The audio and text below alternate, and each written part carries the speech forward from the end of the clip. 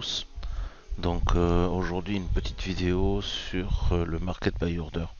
En fait, d'abord qu'est-ce que c'est que le market buy order? Le market buy order c'est tout simplement en fait un indicateur euh, dans Sierra qui va vous donner les grosses mains.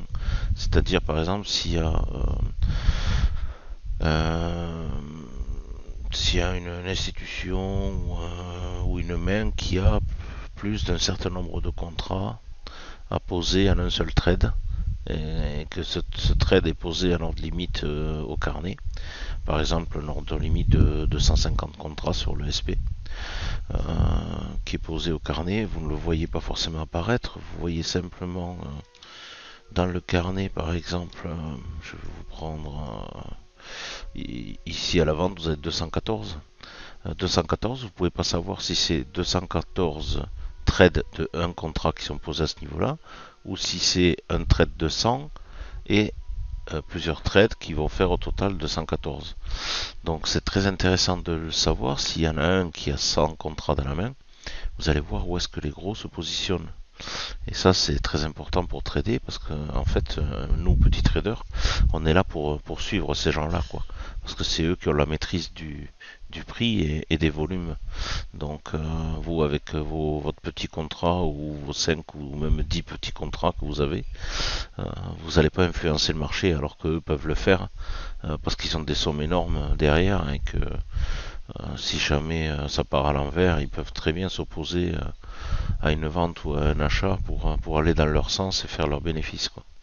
Voilà. Donc en fait, ce market buy order, c'est pas vieux, hein, c'est Sierra qui l'a sorti en début d'année 2022. Et depuis, si vous prenez le pack 12, vous avez accès à cette information. Donc je vais vous montrer, parce qu'on m'a posé souvent la question, comment faire pour le faire apparaître dans un carnet. En fait, le carnet, vous l'avez sur le côté. Donc on a ici les asks, on a en dessous, voilà, les bids. Et on va rajouter une colonne pour le market order. Donc on va aller dans Trade, on va aller dans Customize Chart Trade DOM. Ici, le grand principe de Sierra, ici vous avez tout ce que vous pouvez faire afficher dans votre DOM, et là, ce que vous avez déjà dans votre DOM. Donc je vais descendre et je vais avoir en dessous, ça c'est un combiné bid ask market order colonne. C'est-à-dire que dans la même colonne, je vais trouver ces grosses mains à l'ask et au bid.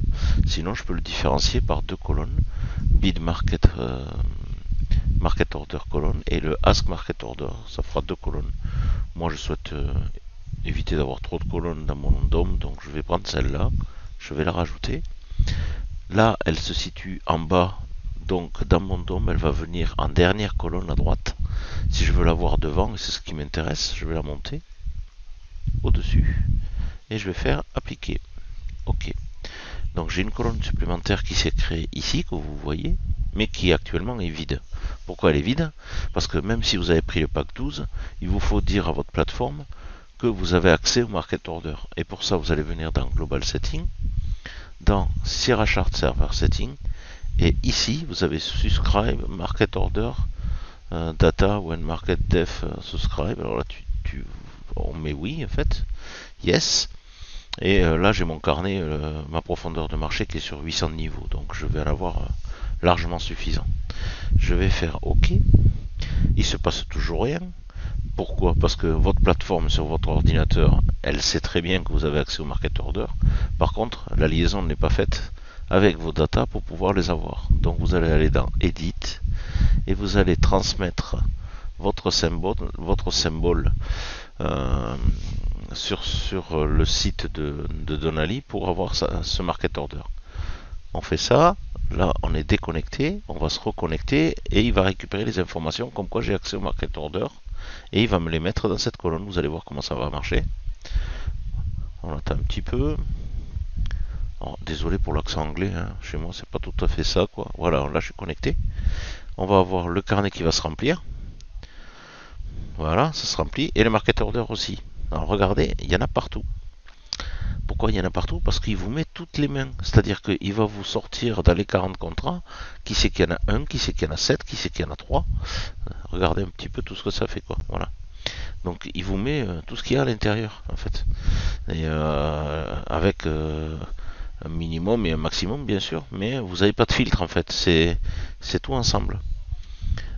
Alors, ce qu'il faut faire, c'est adopter un filtre là-dedans pour qu'il n'y ait que les grosses mains qui sortent. C'est-à-dire que là-dedans, moi, ce qui m'intéresse, c'est le 55 et le 75. Vous comprenez bien que 3 contrats, c'est insignifiant pour le SP500. Donc moi, je veux savoir, le 55 et le 75, oui, ça m'intéresse. Ou plus, mais pas moins. Moins de 50, ça m'intéresse pas. Donc il y a une dernière manip à faire. Vous allez dans Global Setting. Vous allez dans Symbol Setting. Vous allez chercher votre actif dans la colonne de gauche. Donc moi, je suis sur... allez, CQG. Donc, hop, c'est FUSEP. Là, je suis bien sur le SP500. Vous voyez, E-mini SP500. Et dedans, je vais aller chercher où est-ce qu'il y a le market order. Voilà, il doit être par là. Là, ici, vous l'avez là. Minimum market buy order quantity. Et là, il est par défaut sur 0. Moi, je veux lui mettre 50. Donc, je vais rentrer 50 ici. Et je vais lui dire OK. Voilà. Donc ça c'est enregistré, mais qu'est-ce qui se passe? Ça ne change pas. Pourquoi? Ben, comme tout à l'heure en fait, il vous faut aller. Là vous avez marqué vous avez mis votre filtre sur votre plateforme, mais Donali n'est pas au courant que vous filtrez à 50. Donc il faut de nouveau aller dans Edit, faire un Translate Symbol to Current Service, et vous allez voir, ça va aller beaucoup mieux au niveau du bloc. Au début, je vous ai laissé tout et j'ai fait edit. C'est pour que vous voyez la différence entre ce qui va arriver maintenant et ce qu'il y avait avant avec tous les contrats en fait. Là, le carnet va s'activer, voilà. Et le market order aussi, vous voyez, il n'apparaît que le 55 et les 75. Donc maintenant, je peux réduire ma colonne. Et on va monter, on va aller voir un petit peu où est-ce qu'il y en a d'autres. Regardez ici, 125. Sur les 185, il y en a un qui en a 125 dans la main. Ben, regardez ce qui s'est passé. On est arrivé dessus. Ben, le prix est descendu, hein. Il n'a pas tout mangé là. Et ils se sont mis ces 125 après qu'on ait fait ce plus haut ici. Ils ont dû se mettre entre les deux bougies. À partir du moment où on est redescendu ici, il a dû mettre 125 et là ben, on n'y est plus allé. On va voir ce qui va se passer. Il y en a 200 qui poussent dessous, vous avez vu? Hop, les 125 sont partis, donc le prix va monter, il va boucher le trou, vous allez voir. Regardez. Hop. Il est allé au-dessus, il est allé à l'endroit où il y avait les 125. Parce que comme il n'y a plus rien, il a horreur du vide, donc il bouge la place. Vous voyez ce que je vous ai dit? Donc là, il y avait un petit trade à faire de 5 CITIC quand on a vu disparaître ces 125 contrats. Là, il y en a 100 qui se sont opposés dessus, à nouveau pour essayer de pousser le prix vers le bas. Et c'est intéressant de le suivre, hein, parce qu'en fait, ça vous donne beaucoup d'informations. Vous avez le spoofing, comme on appelle, c'est-à-dire on pousse les prix vers le bas ou vers le haut. C'est ce qui est en train de se passer là. Vous avez aussi carrément des gens qui vont rentrer avec 100 contrats, 100 contrats, 100 contrats sur le même niveau ou dans un écart assez réduit. C'est ce qu'on appelle un iceberg. Et par 100 contrats, ils vont rentrer peut-être 1500 ou 2000 contrats. Et là, vous comprenez bien que quelqu'un qui rentre avec 2000 contrats, il n'est pas là pour aller se manger des stops, quoi. Donc, il va pousser tout au long pour prendre des bénéfices au-dessus. Donc, c'est intéressant de se mettre avec lui et de prendre dans le même sens. Voilà, ça en est tout. C'est tout ce que j'avais à vous dire sur le market order. J'espère que ça vous a plu et que vous arriverez facilement à le remettre. Vous pouvez faire des pauses sur la vidéo pour aller le remettre. Voilà, je vous laisse.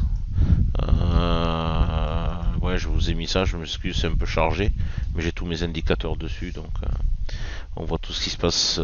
Moi, je vois tout ce qui se passe, mais c'est un peu chargé, on va dire. Voilà, donc de nouveau, les 100, les 60, 75, 60, voilà, ça c'est du market order. Là, on est en train de s'attaquer aux 100. Voilà, je pense qu'on les a dû les avaler, que les acheteurs ont mangé les contrats limites, on continue à monter, il y a 60, 75. Là, le marché est en train de récupérer de la liquidité au carnet sur le haut. Donc on va casser le niveau certainement pour aller chercher un autre niveau plus haut. Voilà. Bien, bah écoutez, je vous laisse. À très bientôt. J'espère que ça vous a bien plu. Et je referai une vidéo, mais pas avant la semaine prochaine. Voilà. Au revoir à tous. Bonne soirée.